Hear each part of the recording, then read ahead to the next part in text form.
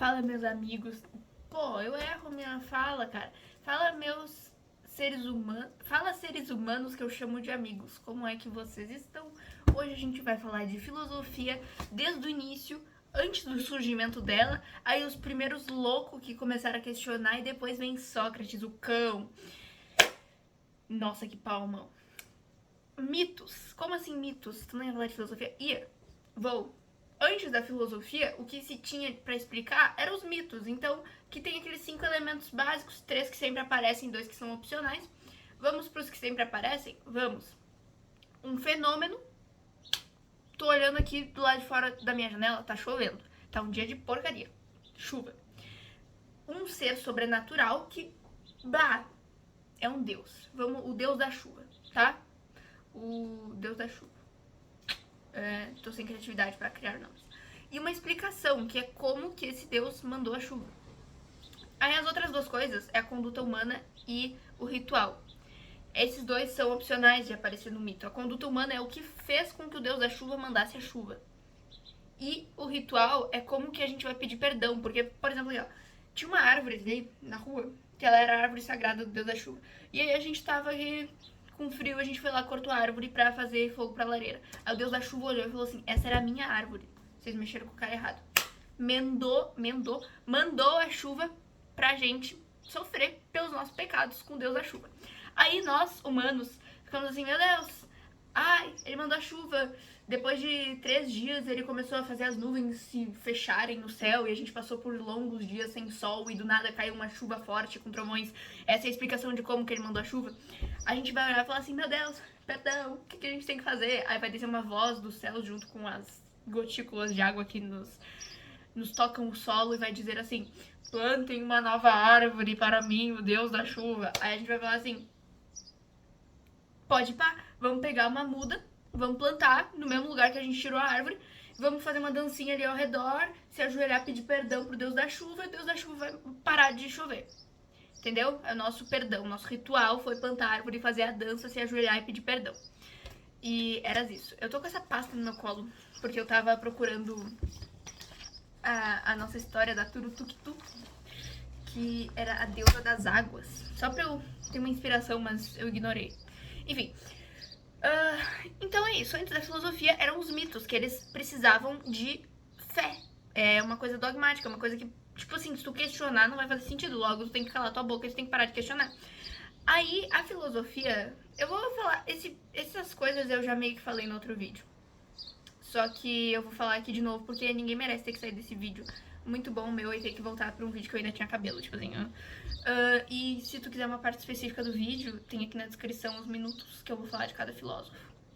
Enfim, filosofia, filos, amor, sofia, sabedoria. Filo, não é filos, filo, sei lá.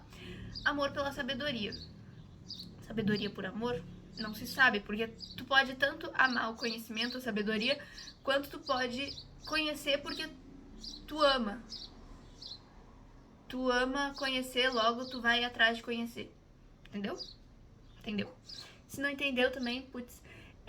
Beleza. O filósofo é quem tá sempre buscando conhecimento. Quem se contenta com o fato de que eu nunca vou chegar na verdade, mas mesmo assim eu vou sempre questionar. E o sábio é aquele que fala assim, não, eu tô super certo, a minha ideia está correta. Porque, por exemplo, eu vou olhar pra esta cadeira que segura meu celular. Se eu sou um sábio, eu vou olhar e falar assim, cara, essa cadeira tem um propósito, ela segura o celular. Se eu sou um filósofo, eu vou falar assim, mas tem um propósito mesmo? Porque isso aqui é pra segurar o celular, né? Mas o celular não pode ficar apoiado em outra coisa. Qual que é o sentido de terem criado isso aqui? Será que isso aqui é só um produto do capitalismo? Será que tem alguma coisa por trás? Eu vou começar a questionar e, a partir da minha resposta, eu vou sempre chegar numa pergunta. E aí entra o processo de filosofar, que são 3 etapas. A admiração. Eu vou pegar um tópico que eu admiro muito. Queen. Aí, no início, eu vou ter uma concepção formada. Pô, Queen é a melhor banda que existe no mundo. Tá, não, isso aí não tem como refutar, calma, deixa eu pegar. Aquele álbum lá, ó. Queen 1, primeiro álbum do Queen, melhor álbum do Queen que existe, meu primeiro ponto. Aí eu vou pegar e eu vou falar assim, pô, eu vou começar a refletir, mas será que é mesmo melhor?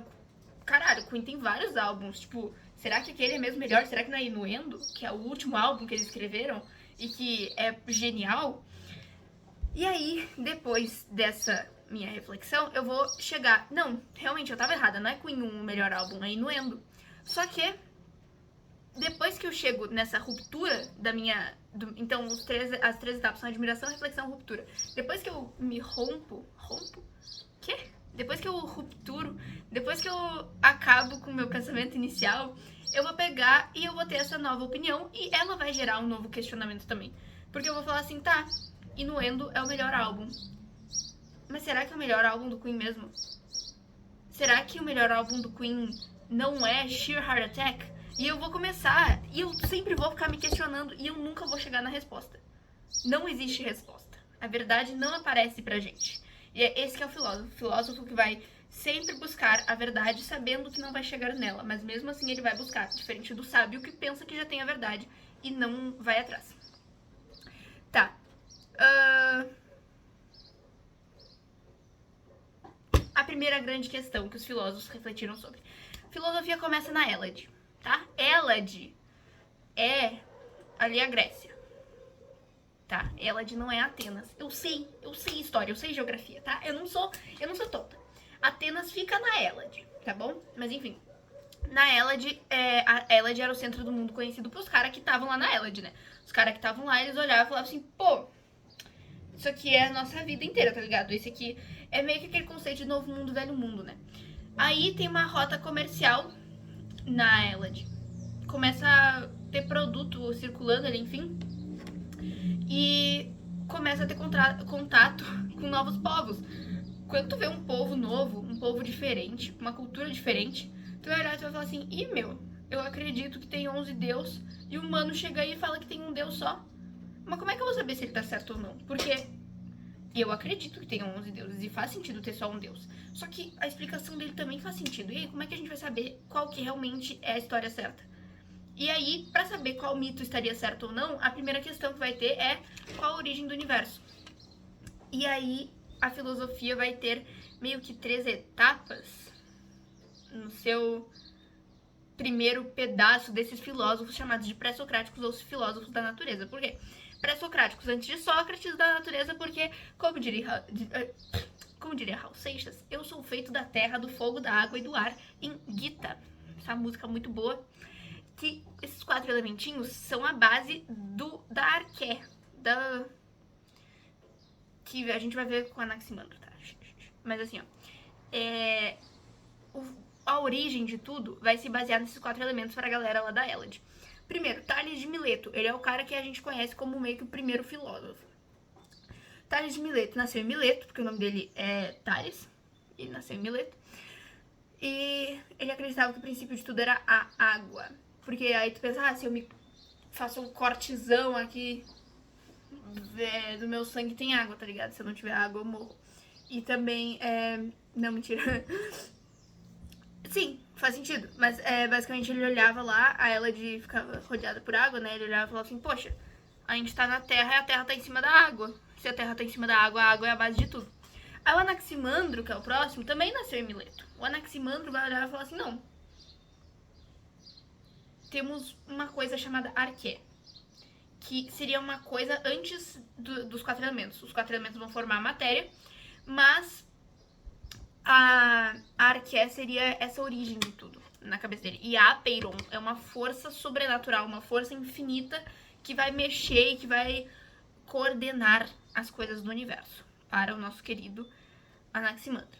Eles vão seguindo a ordem meio que alfabética.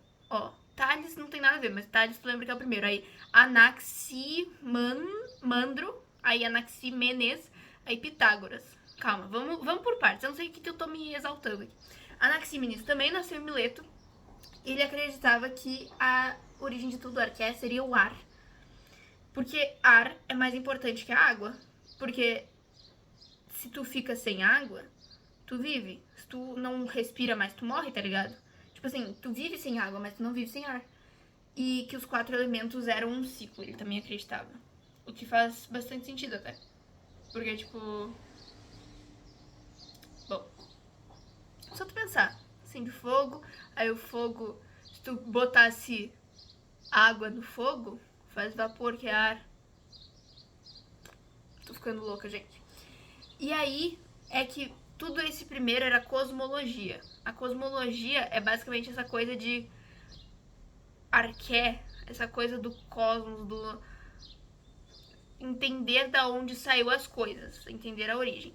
Aí com Pitágoras vai começar umas outras coisinhas. Mas a primeira coisa, a arqué do Pitágoras, então ainda na cosmologia, é a matemática. Pitágoras é o cara que tu conhece lá dos catetos, tá ligado? É o Pitágoras. O Pitágoras era um filósofo, sim.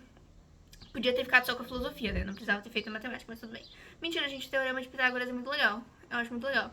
Mas enfim, a matemática, ela é perfeita. Porque na cabeça de Pitágoras, pensa assim, ó. Não tem como algo imperfeito criar algo perfeito, né? Tá ligado? Como é que a gente ia criar a matemática? Caso tu não saiba, a gente não criou a matemática. Pitágoras não criou a matemática. Pitágoras entendeu a matemática, aplicou seus conceitos e escreveu umas coisinhas que só pegaram o que já existia e transformou em algo. A matemática ela é algo perfeito. Não tem como algo imperfeito criar algo perfeito. Logo, ela é perfeita, ela que criou as outras coisas. Então, é como se os números fossem os átomos pra gente hoje, pra nossa tendência, entendimento, tá? Essa é a parte mais cosmológica do Pitágoras. Aí agora para essa parte de ontologia, que seria a natureza do ser, o Pitágoras ele vai acreditar na metempsicose. Metempsicose ou metempsicose, eu acho.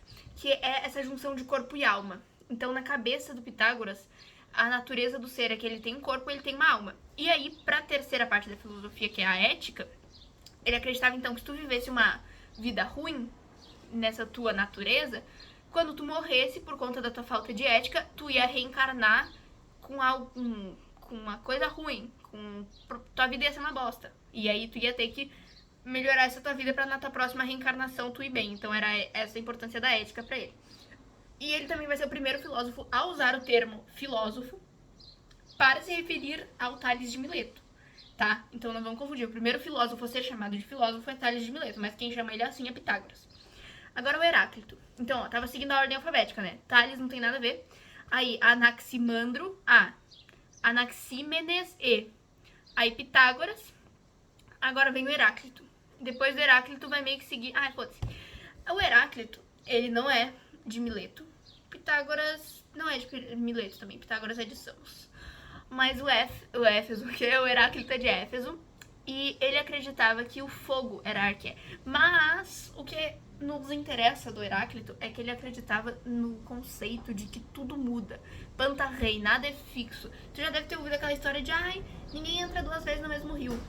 Heráclito, isso aí. Vamos rapidão. E quem era contra esse conceito de tudo flui, tudo se move, era Parmênides e Zenão, que eles eram meio que parceiros ali com seu pensamento. Parmênides acreditava que não existia nenhum movimento, que tudo era uma ilusão nossa, e Zenão só comprova o que Parmênides falou por meio da matemática, que é aquele bagulho lá do arqueiro, tá ligado? Tipo assim, eu tô aqui com... cadê meu arco, velho? Eu tenho um arco, mas eu não sei onde eu deixei ele. Perdi meu arco. Eu tô aqui com meu arco.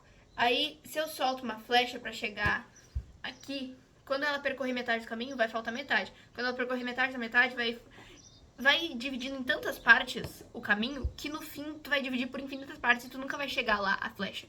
Então não tem movimento. Esses são Parmênides e Zenão, é a dupla sertaneja. Parmênides e Zenão sem movimento, contra Heráclito, que acreditava assim que tudo flui. Aí, Empédocles fala que tudo que existe é a combinação dos 4 elementos e que não há nada que, tipo, seja novo. Tipo assim, tem 2 forças, que essas 2 forças é que movem tudo, que seria agregação e separação. Então, nada se cria. Ou as coisas se juntam ou elas se separam, que seria como o amor e o ódio. Então, a agregação, juntar, separação, ódio. Então, seriam 2 forças opostas. Aí, Filolau... Que? Eu acho que eu sou um hominídeo ainda, porque escrevi filosofia espalhar. Sei lá o que é isso. Ele divulga ideias pitagóricas pra galera que não entendia bosta nenhuma de filosofia. E ele também... Olha isso. Um maluco lá em... século V? Século VI. Lá no século VI, antes de Cristo, o maluco me fala que a Terra se movimenta ao redor do fogo central. Ele já tinha essa ideia, tipo assim, what the fuck. Aí Arquelau de Atenas, então, eu tô tentando ir rapidinho pra conseguir falar de Sócrates no mesmo vídeo. Vai dar tempo sim, muito de boa. Arquelau de Atenas, ele falava que o ar e a infinidade eram a origem do universo. Então, juntando a vibe do Anaximandro? Anaxímenes, porra. Do Anaxímenes com o Anaximandro. Um apeiron, uma coisa infinita, com o ar, né? E ele também, juntando agora com o Empédocles, ele tinha essa vibe de coisas opostas, forças opostas, só que pra ele era o quente e o frio, e não a agregação e separação, tá? E aí também tinha uma questão moral sobre a questão de certo ou errado, que ele acreditava que tinha muito a ver com o contexto social, com a organização social, era relativo, então, o que era certo ou errado, porque pra mim, aqui, que eu sou, pensando nessa rota comercial que tava passando por lá, por exemplo, pra galera que tava lá na Elad, pra eles era certo usar sempre... Eu vou inventar um bagulho, tá? Não tá certo isso. Usar vermelho todo sábado ao meio-dia. E aí chega um cara de outra cidade que tá usando azul ao meio-dia. E eles vão ficar tipo assim... Oh my god! What the fuck? Aí, tipo assim... Pra eles não tá certo. Só que é por causa da organização social deles. E aí Demócrito... Demócrito era divulgador do atomismo, então juntando com aquela vibe lá de que tudo são meio que pecinhas que se conectam, são pecinhas de Lego que tu não vai quebrar elas ao meio, tá ligado? Mas tu vai pegar uma pecinha inteira, outra pecinha inteira, tu vai encaixar elas e formar uma nova coisinha. E é o filósofo do riso também, que eu tava Demócrito, porque ele acreditava que rir era importante pra sabedoria. Que... eu não lembro por quê. Mas era isso. E agora Sócrates. Sócrates. Ele acreditava num método específico lá de pensar, mas vamos por partes. Sócrates, eu falei que era um cão, que ele era ridículo. Ele era feio. Gente, eu não achei Sócrates tão feio, tá? As esculturas de Sócrates, eu acho que ele tem seu charme, tá bom? Afinal de contas, ele é um filósofo, tipo... No século V, antes de Cristo, ser alguém assim ser um filósofo já ganha vários pontinhos, sabe? Mas enfim. Ele não saía de Atenas, só no caso de uma guerra que ele tivesse que sair, mas ele não saía de Atenas. Sócrates é de Atenas, tá? Agora sim, Atenas. E ele tava na classe média baixa, tá? Ele era meio que um Zé Ninguém, assim, sabe? Não um Zé Ninguém. Não vamos se passar, porque ele era cidadão. Pra ser cidadão em Atenas não era qualquer pessoa, era só quem tinha ali um certo privilégio. Mas ele era o menos privilegiado dos privilegiados. Aí o pai provavelmente era carpinteiro e a mãe era parteira. Isso é importante pra maiêutica de Sócrates, tá? Mas vamos por partes.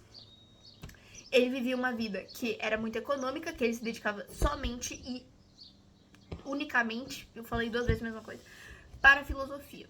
Então esse era Sócrates, ele tinha uma vida simples porque ele gastava todo o seu tempo para a filosofia, ele não tinha que... Foda-se.